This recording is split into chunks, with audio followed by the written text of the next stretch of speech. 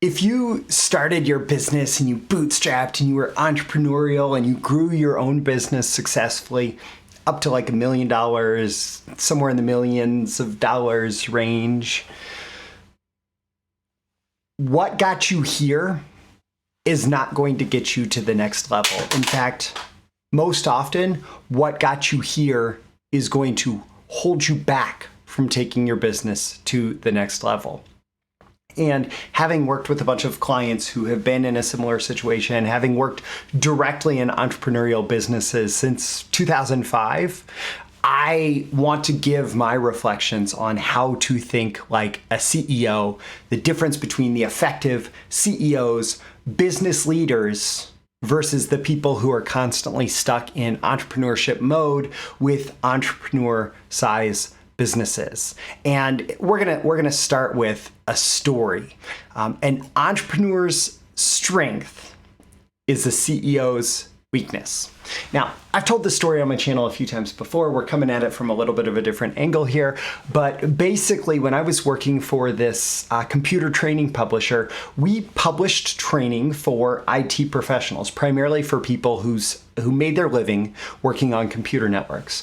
And one of the products that the CEO decided to create was just kind of a way to leverage the strength of the trainers. And it was an equivalent to like Video Professor, right? So Video Professor was on all these infomercials all the time. It was how to use really basic functionality on your computer, typically focused at like the older person crowd, people who were definitely not digital natives, people who were being brought into the computer world after a lifetime of not using them, right? And so he created this product with a trainer, and it was really great training, right? But our core audience, our core prospects were computer professionals, right? They were not these people. And the people who would benefit from this didn't have much of a place to go inside of our training library, right? Maybe they could have taken some of our training on like Word and Office and all that stuff, but really, once somebody completed this training, they didn't have anywhere to go in our product line. And we, at most, we were encouraging our customers, our core customer base, to buy this for like their grandma who kept calling them up to ask them how to use their computer, right? And then our owner of the company, who was very entrepreneurial, who started the company, who definitely deserves a lot of credit for the vision and everything that was behind the company, he just kept investing money into this product and invested a lot of money into this product, far beyond what the revenue would suggest, far beyond what was paying off in terms of ROI. And one day he calls us in for a meeting. He calls us in. It's me. I was the #1 marketing guy in the company. The president of the company, who, led every department, of course, like a president does, and him, who was the CEO and founder of the business. And we have this whole conversation about how he wants to do an infomercial for this product, and how if, the Video Professor was having so much success on infomercials, we'd be able to have success on infomercials too. And basically we say, if you really want to spend all the money, and we're talking hundreds of thousands of dollars to even test an infomercial, if you really want to spend all the money, we could probably figure out how to do that. But here's the reasons why we're likely to run into some major challenges in making it pay off. And so we lay it out, we have that conversation, and at the end of the meeting, we're all getting up to go out of the conference room, and he says, if we don't have an infomercial for this product in 1 year, everybody in this room, including me, should be fired. Now, that is a very, very entrepreneurial, throwing down the gauntlet, I have a vision, let's run with it thing, right? But at that time, I think what the company was doing about $5 million. It was very successful serving its core audience. And this would have been a large distraction of resources, of talent, of time and energy towards something that was not fundamental to the core business, versus the opportunity cost of all the other things that we could be doing in the business to serve our core audience and to build and grow our core audience and our relationship with them and the lifetime value of all those customers. Well, long story short, because he was, constantly visionary entrepreneur and constantly jumping from one thing to the next, he basically forgot. I don't know that he forgot about it, but it became not a priority within a couple of weeks. That said, that was a terrifying meeting and terrifying to be a part of, because sometimes he would really latch onto an idea and he would want to run with it regardless. So what is typically the greatest strength of an entrepreneur is their vision, the entrepreneurial vision of, I'm going to go create this thing in the world. An entrepreneur benefits tremendously when they work with someone who is an implementer, somebody who takes those ideas and says, how do they fit within the current system? How do we build systems to support those ideas? Do we need to prioritize that idea now versus put it on the back burner for something we're going to do later, put it on a someday maybe list, right? How can we channel that entrepreneurial vision, that energy into making this running, going business the best that it can be? And you can still be a visionary as an entrepreneur, and you can still be a visionary as a CEO, but you have to create this symbiotic cooperative relationship with the leaders in your business who bring it all down to the day-to-day and make sure that your vision is fulfilled the best it can be in the context of a going, growing, effective business that is able to maintain some stability, because the more that you grow that business, the more stability is also going to matter. So rapid growth, yes, and stability, yes, right? They don't have to be mutually exclusive. It's well, here I have it in my notes, visionary versus implementer, but it's really visionary plus implementer. A good entrepreneur is just visionary, driven, go, go, go. A good CEO is visionary, driven, go, go, go, and let's work together with the implementer to make sure this stuff happens in the most effective way. And if you want to do this, it's about elevating your perspective. So here's a lesson for entrepreneurship learned on a meditation cushion. In meditation, what you are trained to do is to be the watcher, the witness. So instead of being in the middle of all your feelings, being in the middle of all your thoughts, being caught up in your feelings and thoughts, good meditation training is training in mindfulness, in this the skill and practice of saying, oh, I'm feeling that feeling right now. Interesting. Okay, I'm noticing that thought right now. Interesting. And you let the thoughts come and you let the thoughts go. You let the feelings come, you let the feelings go.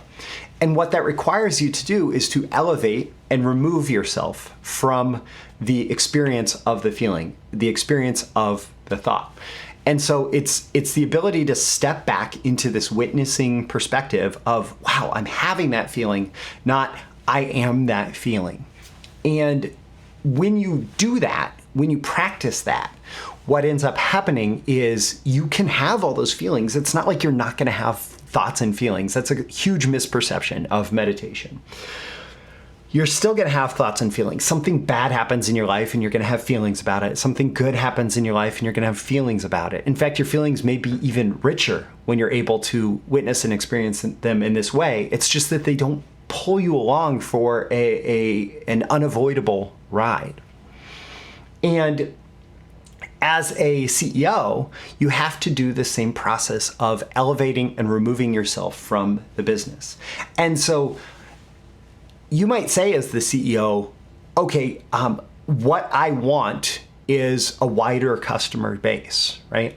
Or what I want is, most often, honestly, for the CEO, it's, I want more customers, I want more valuable customers, I want higher revenue, or I want higher profits, right? For a lot of CEOs, it's just, hey, I'd like to be able to double my take-home pay through whatever it's going to take, right? So you focus on what it is that you want most out of the business, and you have to be able to elevate yourself and remove yourself from the decision-making that's going to get there.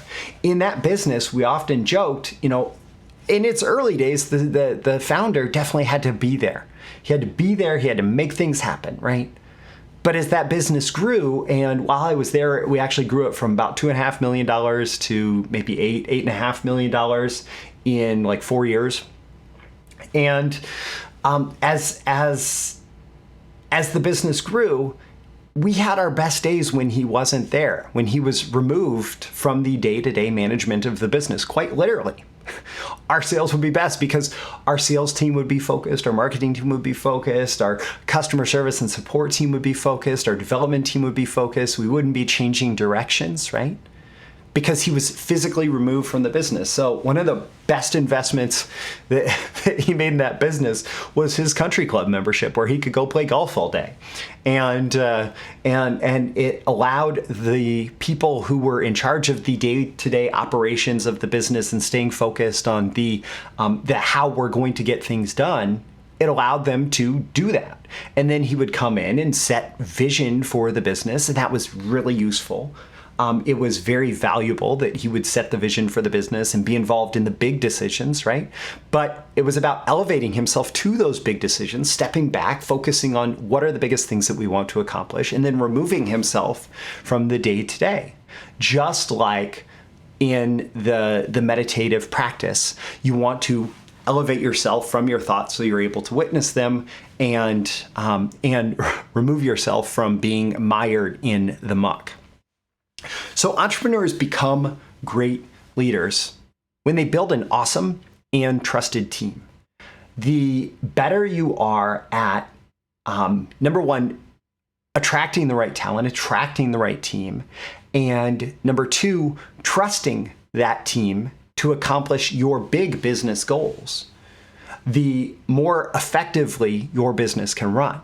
And that's what leadership is. It's not I'm going to get in there and tell you how to do your job. Because what that's saying is I don't trust you to do your job well. Instead, it's, hey, here's the goal that I think would be great as a team. Are we on board for that goal? Could that goal be different? Could that goal be bigger? Could that goal be better in some other way? Could it be focused on some other achievement, right? Okay, if that's the goal, I trust you, being the awesome team that you are, to achieve the goal that I want. And then step back, right? Step, elevate, and remove, right? So you set the destination. You define, what does success look like? What can success look like here for us? You set maybe some key performance indicators, some KPIs that indicate here are the measurements that are going to tell us that we are being successful. And if we're ahead of those measurements, great. Maybe we can even bump them up a little bit, or if we're a little bit behind, we are maybe motivated to find some new and innovative ways to get those back on track, right? But as a leader, we define success, we define KPIs, and then we trust the team to do that because we've built an awesome team. And let the team get you there. Let the team take you to the destination that you have set. And so my call to action for you at the end of this episode, if you are a CEO, if you're an entrepreneur, a founder, a business leader, and you're looking to elevate yourself, elevate your role in your business, it's to ask yourself, how can you use what we've just gone through here? How can you use that as guiding principles going forward? And don't forget to like and subscribe so you can get more content like this delivered to you. I've spent a lot of time talking to copywriters and marketers, and I'm spending more and more time these days talking to CEOs and business leaders, in part because I've just launched a new fractional CMO service. And I'm looking for, one or two clients who want me to go deep with them as an embedded leader for the marketing function in the business. So helping you build that marketing team, helping you create the strategy and actually implement the strategy, leading your team using many of these same principles. And so if you go to the first link in the description, you can read more about the fractional CMO service and even book an intro call with me. It's no obligation, just seeing, hey, might we be a fit? And we'll chat and see where it goes from there. I'm Roy Furr. This is Breakthrough Marketing Secrets. And I would encourage you, no matter where you're at in your entrepreneurial journey, to practice this stepping back and saying, okay, I'm in the middle of this. Is this the right thing? Is this the right direction? Is this the right big vision, right? And what do I need to do and not do in order to achieve my vision for success? And with that, I will see you in the next episode. See you soon. Bye.